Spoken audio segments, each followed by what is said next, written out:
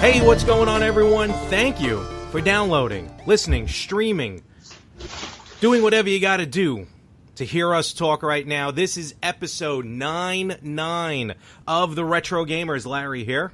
And Anthony here. What is going on, Ant? We are so close to triple digits. I know, man. I got 99 problems, but the Virtual Boy ain't one. Oh, ouch. Huh. Touche. Yeah. So we're 1 week away. That's it. 1 week away from episode 100. Kind of felt like we've been doing this forever, which I guess we have, but it's only been like a year and a half at this point. No. We're closing in on. Right? We got to be almost two. Yeah, I was going to say for that number. If we're doing every week, and there are 52 weeks in the year, even though there are a handful that we did special editions. A handful of special editions, and we did a few when I lived in New York a little over 3 years ago. So. Oh, that's right. Those little ones in the beginning. I forgot about those, yeah. Yeah, remember those? The little short ones that were like 15, 20 minutes? and now the two of us can't shut up? No, oh my God. It's been a whirlwind. Those are fun. Go check them out while we still have the space to store them, and they're still available. Because one day I may have to start pulling those. What are you talking about? They may file those in the Library of Congress one day. How do we do that? Is that something that's automatic? I have no idea. I'll check with my friends in Washington. Fair enough. And also, I want to announce that we are now on, I guess technically we'll be available, but we are officially on Spotify. For those of you using that streaming service, A, is it, have good music on it, but B, it's got great podcasts, including all the ones here on the More of the Same podcast network, including the Retro Gamers. So just another option. Check us out on Spotify.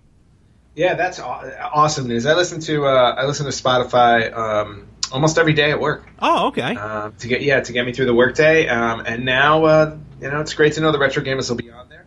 Even though I won't be listening to it. So just click the subscribe. That's all you got to do. No, I do. I click subscribe to the Retro Gamers on everything I have on iTunes, iHeartRadio, all that stuff. Sweet. I just don't press play. Now you got to edit the streaming logo. Oh man, is there any room on that logo? No, we're totally out of room. Find us anywhere. Yeah, just find this everywhere. I'll update the streaming logo, and it's always great when you get accepted on another platform. So it's just good news all around. Absolutely. Another spot for us. And speaking of streaming, actually, I saw that you. Unfortunately, I saw it after the fact. I don't know why my Facebook didn't notify me. Because you don't like me anymore. This little column A, no. How could I? Never. You were streaming some Super Mario Brothers 2, which I like to see, and a lot of people like to see it as well. Yeah, no, it got some good views and whatnot. And by the way, just a quick shout out to Retro Plastic Gaming. Just want to give them a quick thank you because they seem to really be on top of their shares, which is awesome. Very good. Yep. And you know what? There've been more and more other streamers popping up, so I feel like we're almost getting a nice little streaming neighborhood going on online, which is kind of cool. # share the stream. Right. But don't cross the streams. No, never cross the streams. Never cross the stream. They did that once in New York. It did not turn out well. Exactly. Yeah. But, so I was streaming Super Mario Bros. 2 earlier. I did a horrible job. Absolutely terrible. I'm like, and again, we've talked about this before. It's like, I'm finding as I get older that games I used to beat really easily are becoming difficult, and games that you couldn't beat are getting easier. I don't know what's going on there, but I think our patients are just flip-flopping at this point. Maybe that's what it is. I don't know, but so I didn't beat the game, which made me sad, but it was just fun to stream. But there was something though while I was streaming that came up. Now when I stream, I don't talk. I don't turn the mic on. I just play through the game because I figure people watching, I'm giving them the opportunity for like just a pure gaming experience, so they can just listen and watch the game itself. Very, very ASMR, if you will, so to speak. Yes. Yep. But I noticed that I was watching the comments on the stream out of the corner of my eye, and somebody was pointing out, like everybody when they stream, they're always like saying hello to you, because most people tend to talk during their streams, and they also have video going. So in most cases, so it brought up an interesting question to me, because I don't know. I feel like we may be in the minority in terms of streaming without showing video of us or talking.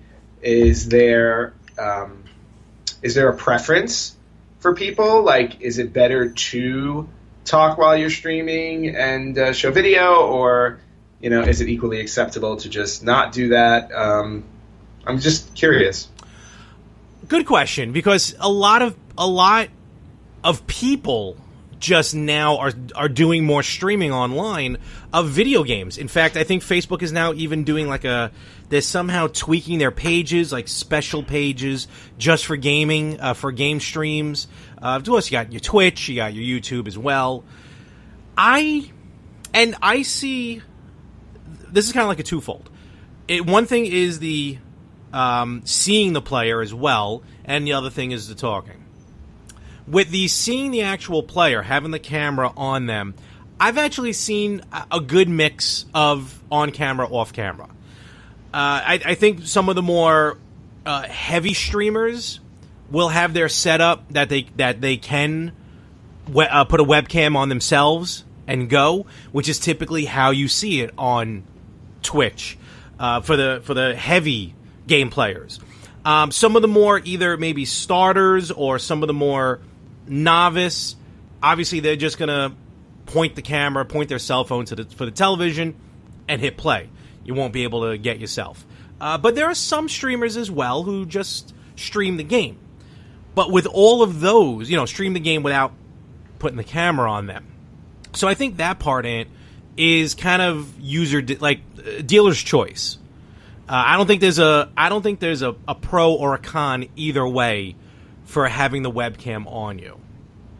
Okay. The talking part, though, and this is not to say that any one of them is better than the other, but majority, I've probably you and maybe one or two other gameplay streams that I've seen will just play the game without audio, without the gameplay commentary. There you go, yeah. Commentary.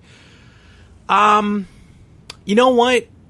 It brings a different feel to the stream. Now, is it you don't have, these aren't questions I'm asking you directly, but I'm just talking in general. Is it do you want to concentrate on the game so that way you don't talk? By talking, you don't have to respond to some of the comments. Again, is it a concentration thing? I like to talk, clearly.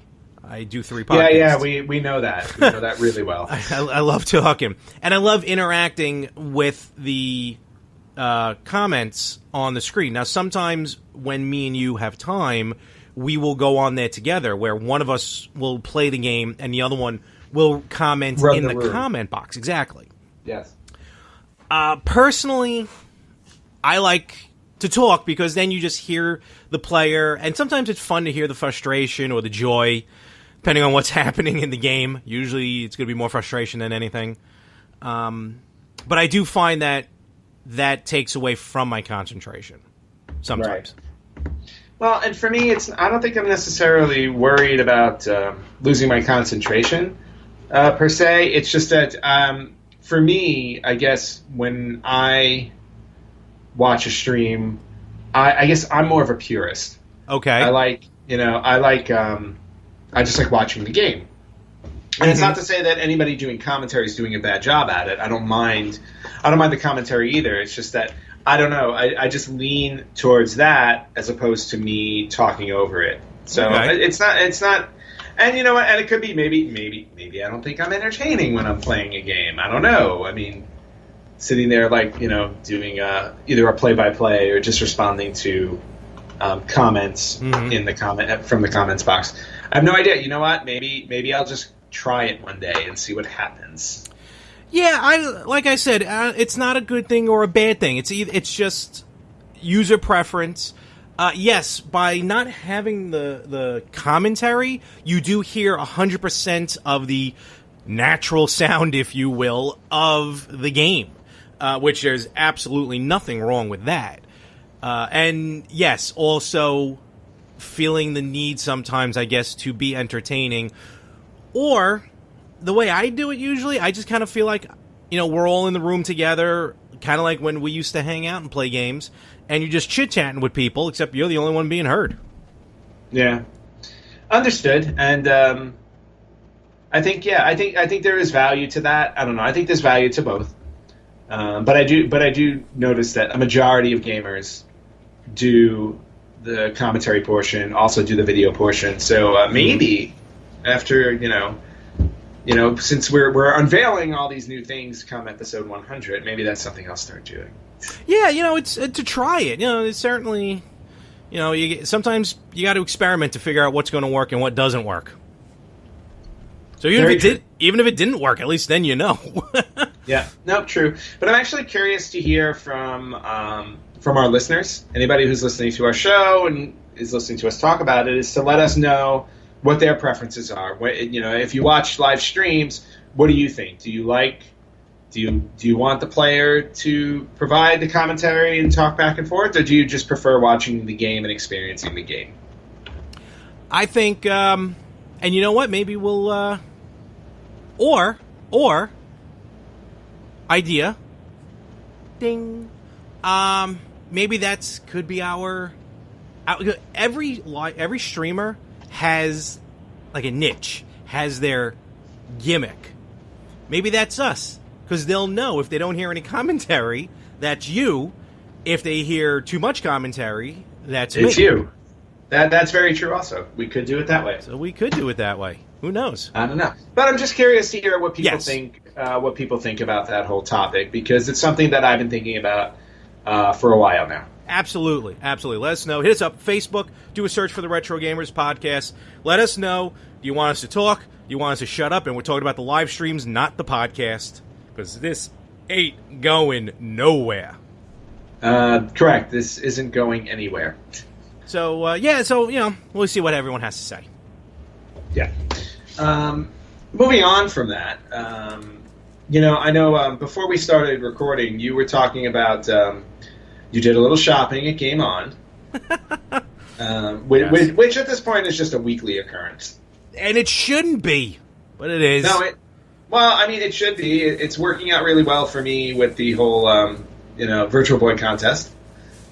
Ugh. So, and for those of you, we haven't talked about it in a while, so for those of you who are just starting to listen to us, Larry and I have a contest going on for the entire year for 2018, and it's a spending contest. And for those of you who do not know, Larry is obsessed with the Virtual Boy, which is one of the worst consoles in the history of mankind. I'm obsessed with finding it again. Yes, so Larry and I have a little wager going. Compliments of Josh from Victims and Villains. He's the one that came up with it. Yes, he did. And the contest is the person who spends the most money buying retro games this year has to buy the other person a Virtual Boy. And I'm very worried about that, because obviously if I win, Anthony buys the Virtual Boy, I finally get a Virtual Boy again, and all is right with the world. Where if I lose...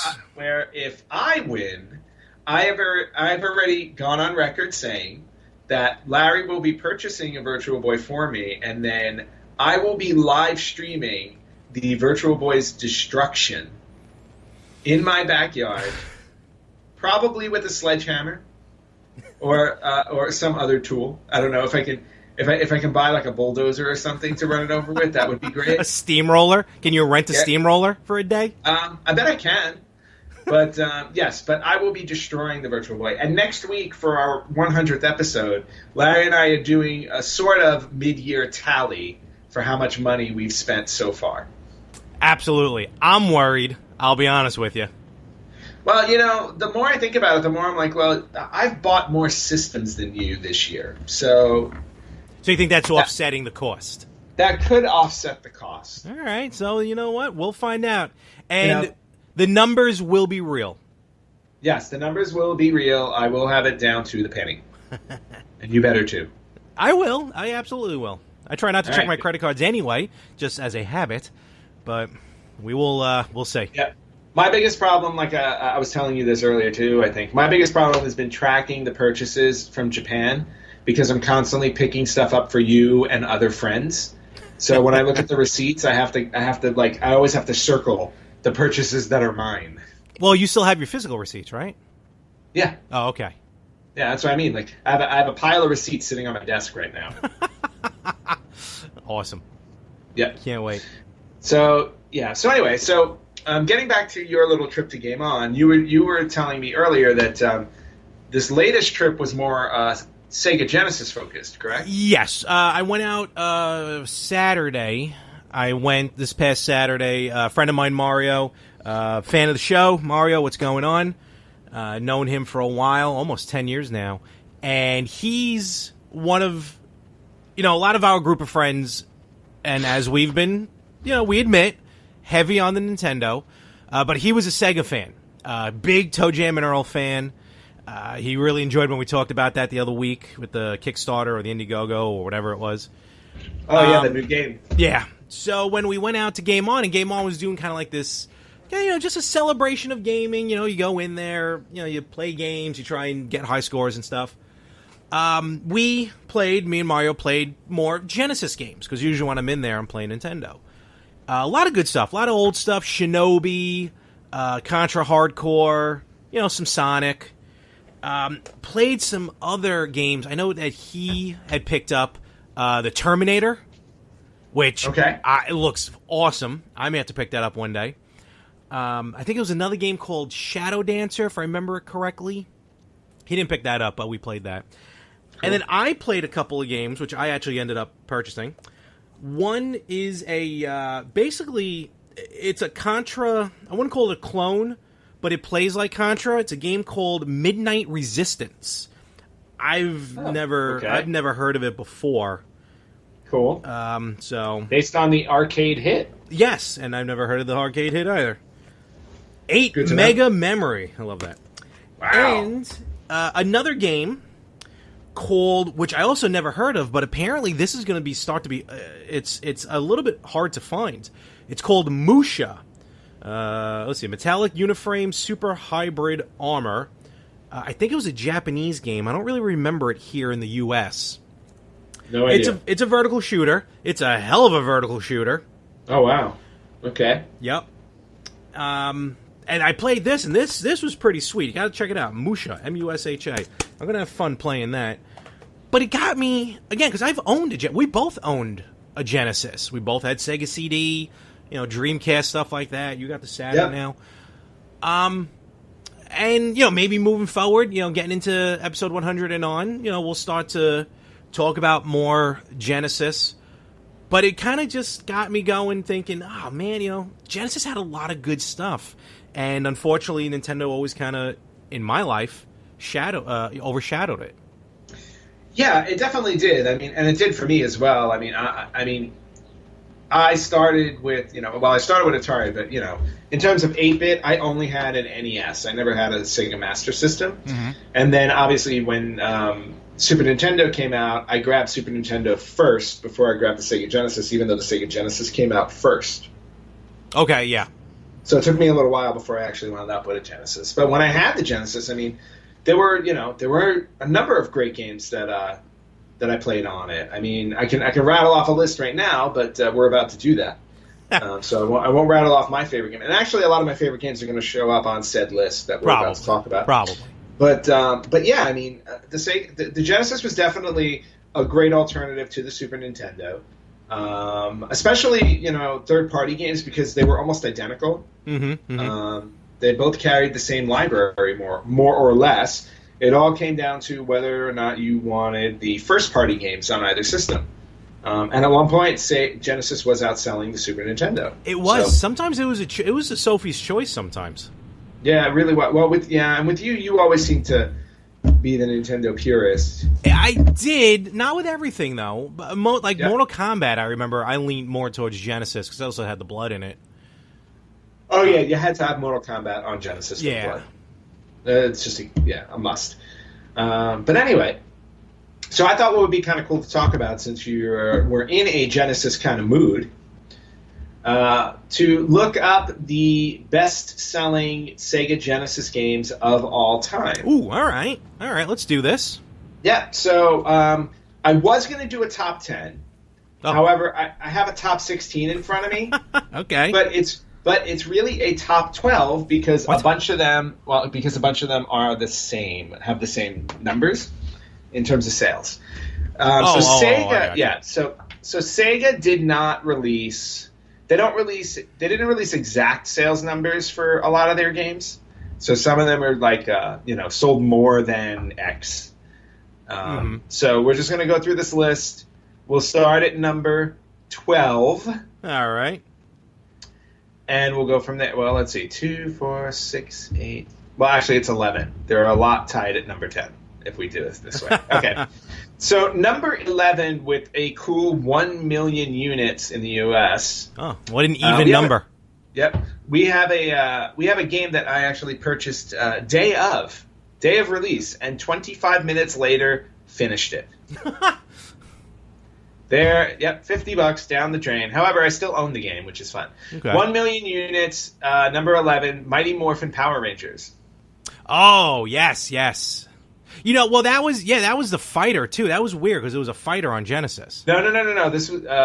Yeah, that's right. I forgot about that. No, I thought it was a side scroller. That's on Super Nintendo. That's right. I'm sorry. So the Super Nintendo one was the one that I beat in 25 minutes. The Genesis one was the fighter. You are correct. But yeah, also, it was weird. like, and that game also, the fighting game, you can beat really quickly because I think there were only like 8 levels. It was short. Yeah, it was short. It was very short. But you got to be the Megazord in the last 2, yes. but only in the last 2. So that is number 11. Okay, now tied for number 10, we've got 6 games that have sold. That the only numbers they have for them are they sold more than 1 million units. Okay. So don't know exactly what they are. So I will go through them in the order I see fit. You got it. Okay, so tied for number 10, NFL Football 94, Okay. which I don't remember having. Yeah, no, neither do I. Now this one surprises me. NFL 98 sold more than 1 million units. 98. 98. Huh. Okay. Now at that point, I would have thought. Well, you also got to. Well, the way to look at it is also that since the Sega CD 32X and the Sega Saturn were basically failures, maybe people just hung on to their Genesis all that time. It could be, and honestly, it could be. I just didn't realize it was still making games that long. I know at that point I was like, I was headfirst into PlayStation and N64. Oh, absolutely. So around that time. All right. One of my Jurassic Park was another one that sold that many. That was a good game. It was a good game. I mean, running around the park, dinosaurs coming out after you. What's not to like? One of the games that the next few games I actually owned, Sonic Spinball, which I thought was really fun for a pinball game. Oh yeah, I love that game. Yeah, which was really cool. X-Men, which was by far and away, like when that X-Men game came out, I was so happy because it redeemed the really lousy NES one that came out. I remember you played that game like ad nauseum, and it was fun. It was awesome. Yes, I loved that game, and I also loved beating that game. Just awesome. And then the last one to come in at number 10 is probably one of your favorites, and it was actually probably one of the better ports of this game on any system, Miss Pac-Man. Yes, you're exactly right. It's the best port because it really is probably the only version where it had hyper mode or turbo mode, which is how really you play in the arcade. Whenever you play in the arcade, it's super fast. I mean, the arcade, they do that on purpose. The game's actually a little slower than that. It's the only way I can play Ms. Pac-Man, or let alone Pac-Man. I have to play in that fast mode. If it's regular, I just can't. I literally just can't play it. Well, yeah, because it's slow. Yeah. And we all know how you don't like to be slow. No, not at all. Not at all. I'm going to leave that there. Yes. Moving on to number 9, with 1.02 million units. I don't know if you get that out. 1.02 million. Mortal Kombat 3. Okay, always been known as one of the better ones. Yes. I believe, was that the one that introduced Stryker, the cop? I think it did. Yeah, the mall cop. Yeah. And I think we started to get the robots too, like Cyrax and those guys. yes. Were they in 2? They may be. Yeah, no, they were definitely in 3. Yeah, I don't remember if they were in 2 or not. But anyway, moving on to number 8. Number 8. At least 1.4 million sold. Okay. Altered Beast. Classic, absolute classic. And also, it was the game that originally came with the system, wasn't it? It may have been a pack-in game at one point. Yeah. Yeah, I think it was definitely before Sonic. Before Sonic came out, we had Altered Beast. So that was number 8. Number 7. A lot of fighting games on this list, and rightfully so. Number 7, 1.65 million units for Street Fighter II Special Championship Edition. Yeah, Genesis that's when they eventually came out with the 6-button controller, which became standard because of the fighters. And I felt personally the fighters were better on Genesis. I think the controller was a little better because even though the Super Nintendo had 6 buttons already, the shoulder buttons kind of just throws off the gameplay a little bit. Where on the Genesis it was 3 and 3, so it felt a little more comfortable, in my opinion. Yeah, no, I agree with you because it was also laid out the way that you would play it in the arcade. Because exactly. The arcade did it the same layout. Exactly. So that definitely worked for a game like Street Fighter, which was awesome. Yep. So coming in at number 6, right above it, at least 1.93 million units. I'm sorry, 1.78. I jumped one. 1.78 million units. We got Mortal Kombat 2. So Mortal Kombat 2 eked out Street Fighter 2. I can see that. I liked Mortal Kombat 2 was my personal favorite. Yeah, I think it's everybody. I think it's almost everybody's favorite. I have a soft spot for Mortal Kombat Trilogy because it had everybody. This is true, yes. But Mortal Kombat 2 was the one where they took everything from the first one and they just ramped it up, and it was awesome. Oh, absolutely. All right, coming in at number 5, 1.93 million units went to NBA Jam. Oh, a classic. And actually it was one of the games that was played at Game On when we were talking earlier. Yeah. NBA Jam was just so fun. And it was the first of the sports arcade games where, you don't really play an actual game of basketball. It is real players, real teams. It was 2-on-2, but it was arcade. Everyone knows, boom shakalaka. He's heating up. You know what I mean? He's on fire. So, and Dick Vitale became a household name to everyone who didn't watch basketball. Yeah, I gotta say that was probably the second basketball game I ever purchased, and maybe the last. I cannot say the same. Not a big basketball fan. I bought that, and I bought Jordan versus Bird. Remember those? Yeah, I have. My cousin gave me his. He found his and gave it to me. I have mine because they came out with 2 games. They came out with Jordan versus Bird, which was Bulls Celtics, and then they came out with another thing called Bulls versus Blazers. Oh, I remember that one. Yeah, that was. I guess they were in the championship that year. I guess so. And if they weren't, they weren't. Who cares?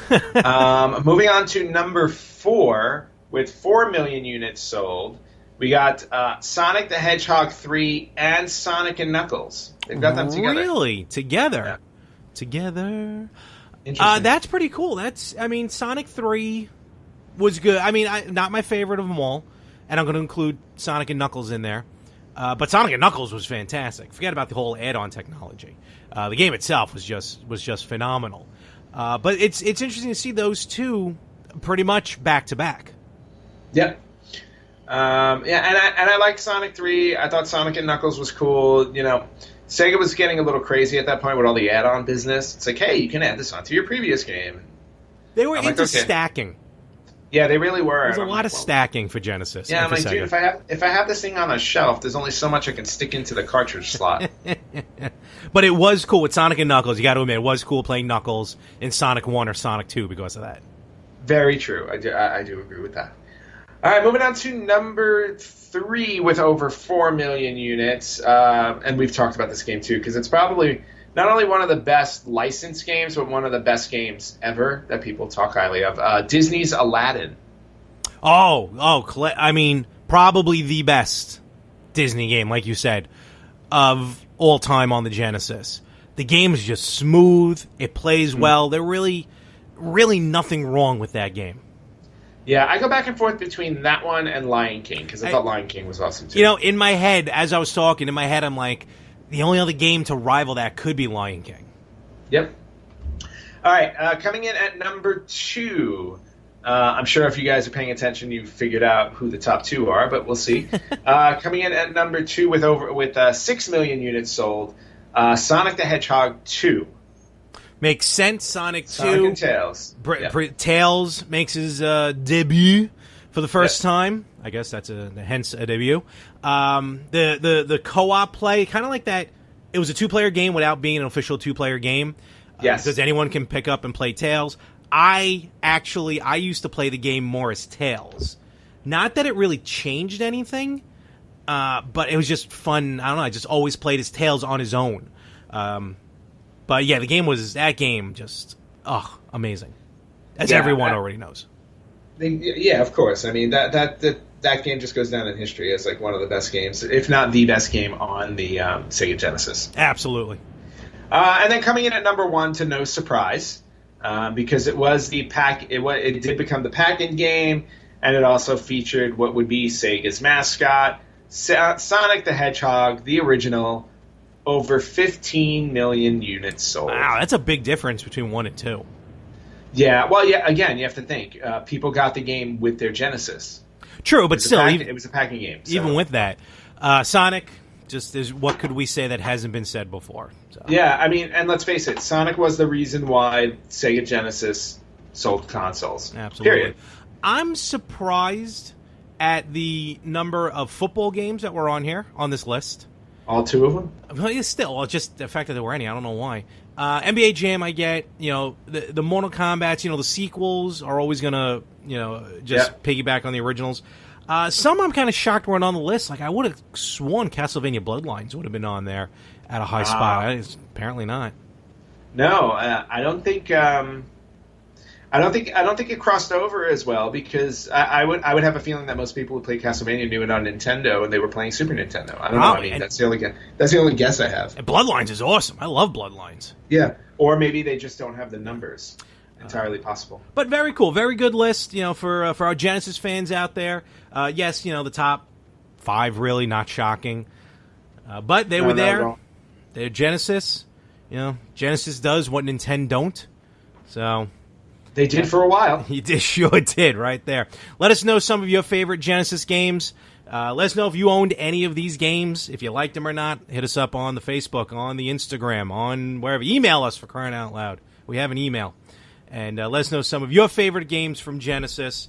And, we'll see what else is coming up. All right, Larry, it is time for this week's Cheat of the Week. All right, what do we got? What do we hacking?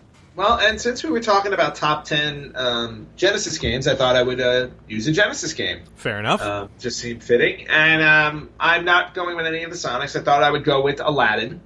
Ooh, okay. Since we both love playing Aladdin. And this is a cute and interesting little cheat. Okay. It's how you can get a free life by wearing Mickey ears in the game. Really? Yes. Huh. So... in the desert level, you'll actually come across a washing line, and hanging on the washing line are a pair of Mickey Mouse ears. Now, if you position Aladdin in the correct spot, he'll move slightly forward if you don't press anything on the controller. After you position him, you don't press anything on the controller. He'll move slightly forward so it'll look like he's wearing the Mickey Mouse ears on his head. Huh. When that happens, a free life appears that you can collect. So you can get a one-up. You can get a one-up out of that. Oh, that's cool. Yeah, that's just, the developers being a little playful with a little Disney nod there. Remember, everything runs through the mouse. A cheat and an Easter egg. Yep, a cheat and an Easter egg. And that is this week's Cheat of the Week. We've been doing a lot, as we were reaching 100. We've changed the format a little bit. All good, all evolving to where we are right now. And the last few weeks, and I've been hearing some good stuff, some good feedback on it. A lot of this retro news. Yeah, I feel like it's a no-brainer segment for us since there's actually more and more retro news coming out, which is weird. Yeah, well, it's getting more popular. That's all. No, but you just think retro news. It's like an oxymoron. It's like old news. Who would talk about old news? Yeah, exactly. Well, we're going to talk about old news, all right? How about that? We can't talk about old news. That's a better half thing. So we'll talk retro news. We'll talk retro news. Okay, retro news. So one of the first things that popped up in my searches is that, how we've been talking about a lot of Kickstarter campaigns, right? Yeah, there've been a lot of good ones. Yeah, there have been a lot of good ones. So this one is, and you know how much I love my books, right? Mm-hmm, mm-hmm. I am the reader of the two of us. I can read. I'm smart. Mona, I know, but as in I read and you don't, by choice. This is true. Last book I read was Ready Player One. And only because it was video games. 80s pop culture, and that book rocked. That was a fun book. Anyway, so on Kickstarter, this is also Sega related, but on Kickstarter there is a book. Somebody's trying to develop a pop-up book which contains sculptures of Sega's greatest arcade cabinets. Really? Yes. Oh, that's awesome. Yeah, so we're looking at stuff like Hang On, which was the motorcycle. Yes, yeah. With the screen, Afterburner, Outrun, Thunderblade. His campaign is up. He's got 24 days to go. It's called Sega Arcade Pop-Up History. And when you look at them, they're really awesome. Like the Space Harrier one, it's like the full 3D, with the seat that was in the back. Yep. Just really, really cool stuff. Oh, that's awesome. And the book itself is going. This guy is in London. It's €35 to purchase a book. Mm-hmm. Okay, that's not bad. Yeah, right now there are 24 days to go. He's looking to raise about $53,000. He's up to 38. He's up to 38,000. Okay. So it needs a little more help to get there, but he is on his way. But this book looks great. I mean, I would buy it just for the pop-ups. I mean, Absolutely. I'm sure there's gonna be some history of each game in there, but just really, really cool. I'm guessing I'm not going to get the Kindle edition for this one. No. I don't know why you would want to. Why? Because I have no room for physical books. Well, it's not like a Virtual Boy. You can't see it in 3D on your Kindle. This is very true. Hate to break it to you. I'm going to have to, I'm going to have to check out that link. We'll put the link up. Yeah, definitely we'll put the link up for that. And then moving on, there wasn't a ton of news out this time. Okay. But another interesting thing, there is an unreleased Super Nintendo game that now may actually be coming out on cartridge. Really? Yes. So the name of the game is called Power Slide. It's a Super FX racing game, kind of like a Virtual Racer kind of thing. Why does that sound familiar? Okay. I don't know. Huh. But anyway, Elite Systems back in 1994 was developing this game. It wound up not coming out. Mm-hmm. I don't remember. They began working on it on the Super Nintendo, and they put the Super FX chip in there so that you can get that 3D look with the games. Yep. And it was all developed. It was all ready to go. They were today they would compare it to what which one? Gran Turismo would have been. Oh, wow. Okay, yes. Yeah, so like the very, very first one where it was really going to look, like 3D. Mm-hmm. But for some odd reason, it did not make it to the market. So now Elite, I think they may be crowdfunding it. I'm not 100% sure because there's no crowdfunding link in the article I'm reading. But they're planning on releasing it sometime this year. Okay, well, definitely have to keep an eye out on that. That's pretty sweet. So we got to keep an eye out on that one because I love the idea of buying new games for old systems, especially if they were games that were supposed to have come out but didn't. Absolutely. So definitely a really, really cool bit of news there. Let's see, what else do we have going on in news? That's like my like the couple of the Atari ages I have, like the Pac-Man 4000 and Pac-Man collection. Yes. New games for old system. Yeah, exactly. So if you have old systems, just know that every once in a while there's something out there.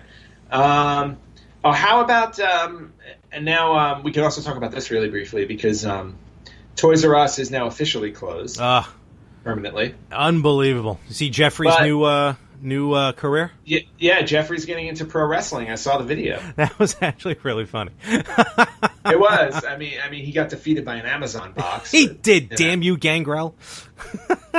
But anyway, I don't know if you saw this. There was a I don't know if it was a meme. There was an image going around that in a Toys R Us somewhere in the U.S. or one of the Toys R Us that was closing, somebody found buried like either in the storeroom or underneath a bunch of underneath the sales cabinets, whatever, a sealed Nintendo 64 game.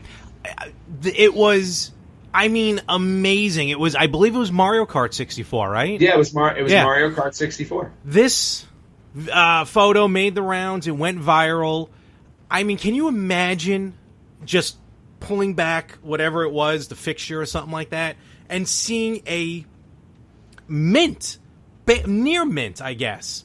Yeah. Factory sealed N64 game, and of any of them, Mario Kart 64. Yeah, that's awesome. If I was the employee that found it, that would be going right in my pocket. Oh, absolutely, absolutely. Well, there was a similar story back in March when Toys R Us first announced that they were going on. They were going out of business, and they were putting out everything from the inventory. And there was a Game Gear game sold. Yeah, Sonic 2. March. Yep, Sonic 2. Somebody found a Game Gear game in the storeroom, and they actually put it out on the shelf because it was still in their system, and it sent a message back to Sony, and they're like, Sega, and they're like, "What? Why is there a new Game Gear game being sold this year?" Yeah. So little gems like that popped up during the Toys R Us run, and now Toys R Us is no longer. Rest in peace. Oh, well. Moving on. This is one I think you would like. Oh, hold on. Before we do, I'm sorry. Just okay. Did the article mention anything about possible, like, how much that Mario Kart game is or could go for sealed? How much is it worth? I don't know. I mean, loose. I think loose that game is like $50, so I can't imagine brand new sealed. It's got to be a few hundred. That's what I'm thinking as well. That's what I'm thinking. I would assume like $400 or $500. I'm thinking, nice find. Yeah, I would think like maybe 2 or 3, but even still, that's pretty sweet. All right. I don't know. Moving on. This is one I think you would like to know because remember the Impossible game that you needed. This was a game that you needed a Game Genie to beat. I'm sorry if anybody beat this without it. I mean, you are a gaming god. Battletoads. Remember Battletoads? Haha, yes. A new one's coming out. Yeah. The hardest game in the world. Well, it's got the hardest level in the world. Yeah, whatever it is, the impossible level that is on Battletoads. But did you know that there was supposed to be a Super Battletoads game on Game Boy that was 100% finished and ready to go, but got canceled? Really? Yeah. So. Oh, wow. Yeah, exactly. So apparently it got canceled shortly after. According to the person who worked on it, it got canceled shortly after he started working on Donkey Kong Land, because what happened was the arcade game had underperformed in the market, and Tradewest, which was the company I guess that was going to release the game, they pulled the plug on the whole franchise because the arcade game did poorly. Yeah, it's funny. I did not even know there was an arcade game until that RetroWare came out. Rare Retro for the Xbox One.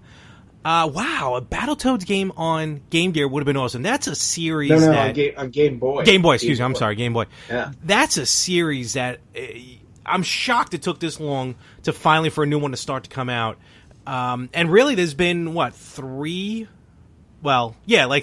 home console games: Battletoads, and Battlemaniac for Super Nintendo. Then you had the Battletoads Double Dragon crossover, which I still think is a good game. Wow, that would have been awesome on Game Boy. I'm going to have to check that out. Well, and with the way things are going, with retro games coming back out and whatnot, we may see this one again. Hopefully, that'd be sweet. Yeah. And then my last bit of retro news for this week is maybe a little bit of a sad one. You know how I managed to get a pre-order of the 50th anniversary Famicom Classic Mini, right? The Shonen Jump 50th anniversary. I am both upset and jealous at the same time. As you should be. But anyway, there was a hardware review of it online, and it was not very kind. It's a Japanese game. Come on. Well, the bottom line is, and here I'll read one sentence from the review. Sucks. We're probably being a little harsh here, as the language barrier is a huge problem with this console. If you can't read kana, then you're pretty much screwed. Although they said stuffed. I don't know why they would say because they're trying to be polite. They're trying to be polite. So you're pretty much screwed, as the vast majority of the games are text-heavy RPGs, which is true. Okay. I mean, they're celebrating the 50th anniversary of manga, right?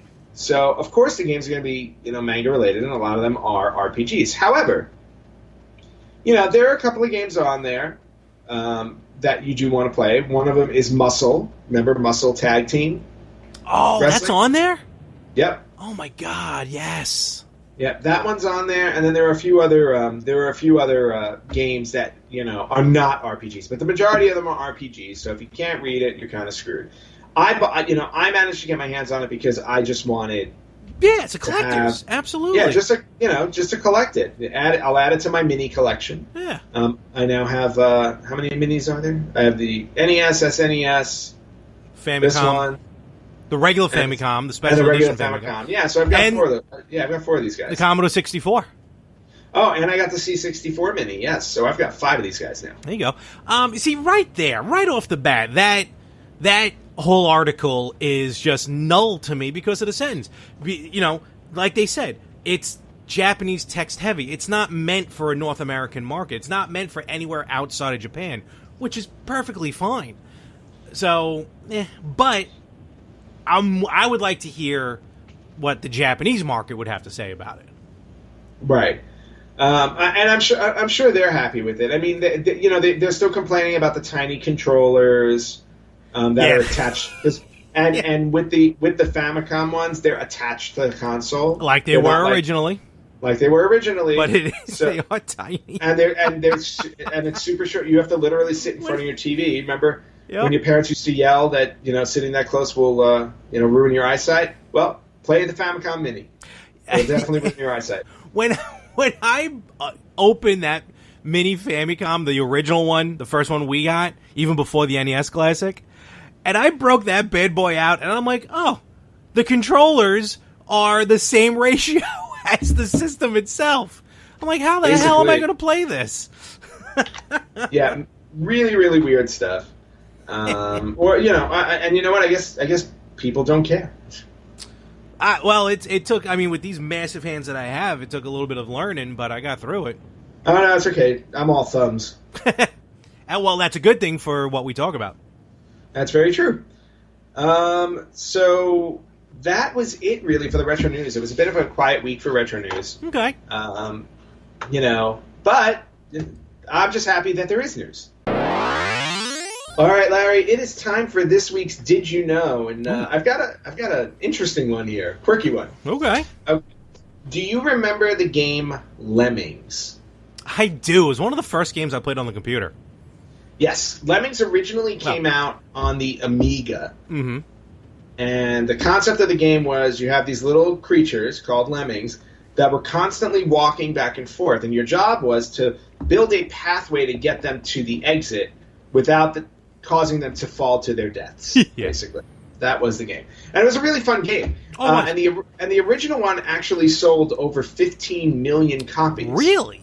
Yes. But that's not the Did You Know I'm looking for here. Okay. But did you know that in the town of Dundee, there is a Lemmings statue? Is this in the U.S.? No. Australia. Yeah, this is in the. I believe it's in the UK. Oh, it's in the UK or Australia. Hold on. Dundee, I think Australia. Yeah, it may be the UK. Okay. A lemming statue.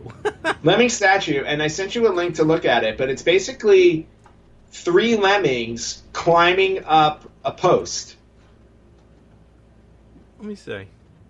And it's near the design. It's near DMA Design's former office in Nethergate. Oh, look at where that! Where the game was originally developed. Because so that's cool. Yeah, so they're doing what they usually do. They're just walking and climbing. Absolutely.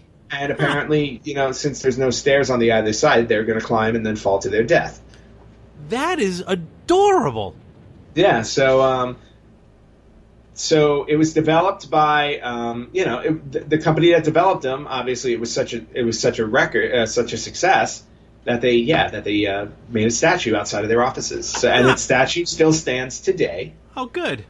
And so if you're ever in Dundee, wherever that is, if you're ever in the city of Dundee, you can see the lemming statue, and that is this week's Did You Know? All right, so it's time to pull into the station. It's time to fill up on gas. Time to rotate the tires. Time to close the garage door. We're hitting the end of the episode here, folks.